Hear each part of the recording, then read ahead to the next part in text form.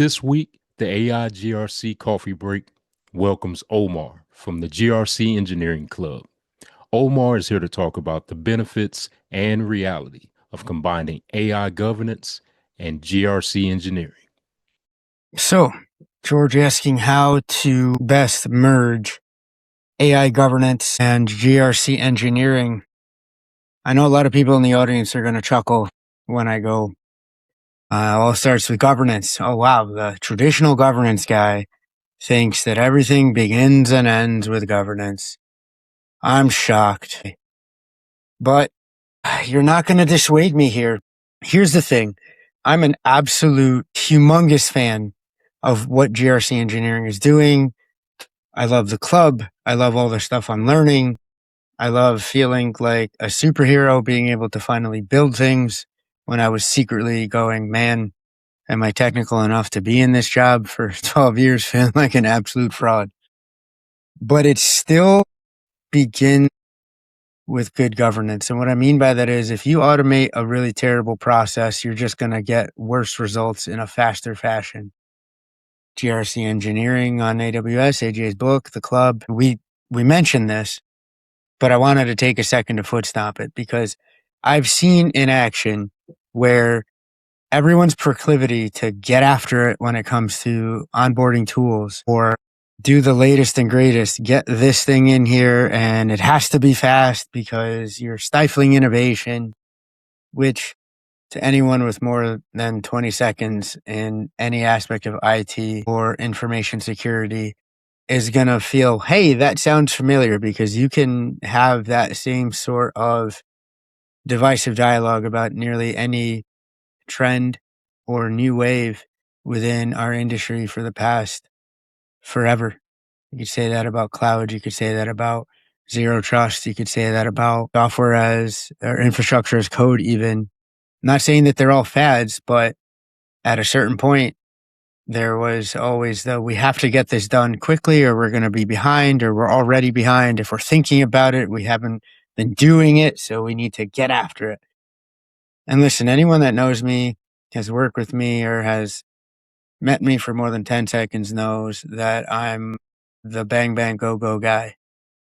But what governance has taught me is that, again, if you go fast without setting any direction or understanding the why, my veterans or current service members out there are going to chuckle when I go commander's intent. If you don't know exactly what hill you're trying to take, then you're just going to be going in circles, or worse yet.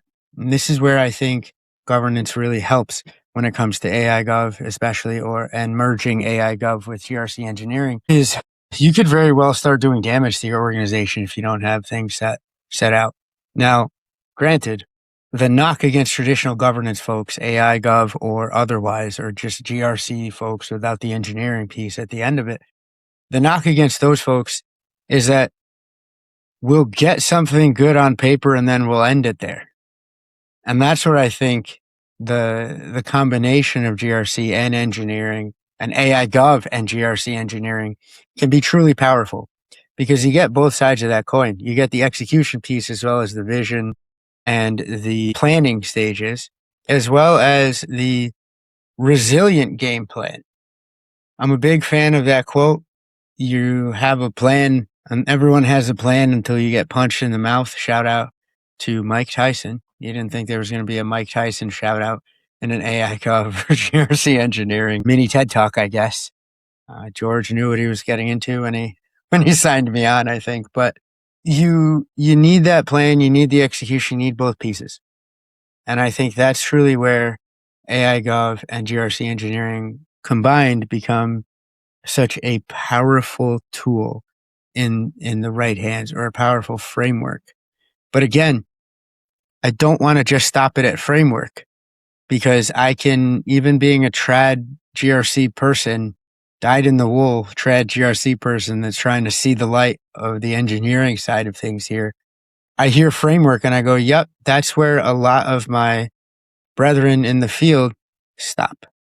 They go, I'm not going to go beyond that. I'm going to throw it over the wall to the people that do the thing. I'm going to sit back. Maybe I'll add some light auditing activities and wag my finger at people in my own organization or other organizations that just do the quote unquote dumb thing for no reason. Spoiler, there's always a reason. You just need the context and have to understand why folks are maybe doing something that's not in the governance playbook. But when you look at the realities of the situation, make a heck of a lot more sense if you just get off your high horse or climb down from the ivory tower of traditional GRC and understand what's going on the ground. Mini rant over there, I guess. But you need to really have a constant balancing act or a constant synthesis, or thesis, antithesis, and synthesis sort of flow going in terms of planning, execution, and outcomes and effectiveness. And I think that's where you can see a truly powerful mixture of AI governance and GRC engineering. The AI gov sets those guardrails. The GRC engineering makes sure that it's not performative, that they actually get done. And it's a resilient roadmap. That's where I'll end on. You want a roadmap that survives quote unquote contact with the enemy, that can go back and actually self-heal in a way, that it can throw up a hand itself. The artifact itself can go, wait a second, we're drifting. You start getting to that point and GRC stops becoming a dirty word.